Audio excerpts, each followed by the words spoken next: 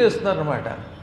నాయనలారా మీరు ఓ పని చేస్తారా, మీకు నిజంగా గురుభక్తి ఉంటే మీ ఇంట్లో అందరూ పచ్చబొట్టు వేయించుకోండి. ఏ బొట్టు వేయించుకుంటారు? పచ్చబొట్టు.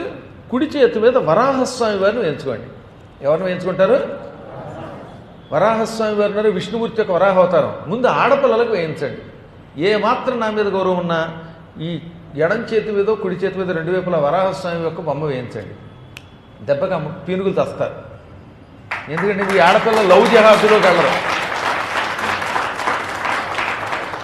భగవంతుడు పాము వంటి దానికి విరుగుడు పెట్టాడు, ఈ పాపాత్ములకు విరుగుడు లేదా అంటే ఒకటే దానికి. ఆయన ఎవరో పంది మాంసం తినమన్నారు, పంది మాంసం తినే అంత సాహసం చేయకండి. కానీ మళ్ళీ ఈ పురాణం పూర్తయ్యేలోపు అందరి చేతి మీద కూడా ఉండాలి, ఆడపిల్లల చేతి మీద ముఖ్యంగా పెళ్లి కావలసిన ఆడపిల్లల చేతి మీద వరాహస్వామి యొక్క టాటూ వేయించుకోండి. ఇంగ్లీష్లో టాటూ, తెలుగులో పచ్చబొట్టు. ఆడు కనపడగానే ఇలా చూపించండి, త్వరకాడు కనపడగానే డుముకు డుముకు డుముకు డుముకు డుముకు ఒకటే పరుగు మళ్ళీ.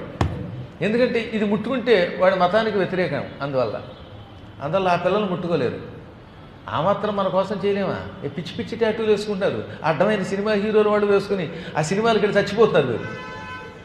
అక్కడికి వెళ్ళి సినిమా హీరోలు సినిమా కోసం వెళ్ళి తొక్కుకు చచ్చే బదులు ఆ 1000 రూపాయలు గురువు గారికి ఇచ్చుంటే ప్రవచన మండం అయిపోయేది, ఇహపరాలు రెండు వచ్చేవి. కాబట్టి నేను ఆఖరి రోజుకి వస్తాను. పరమేశ్వరుడు మన భక్తుల మీద కదా గయమన్నాం, వాళ్ళ మీద గయమనాలి. పాప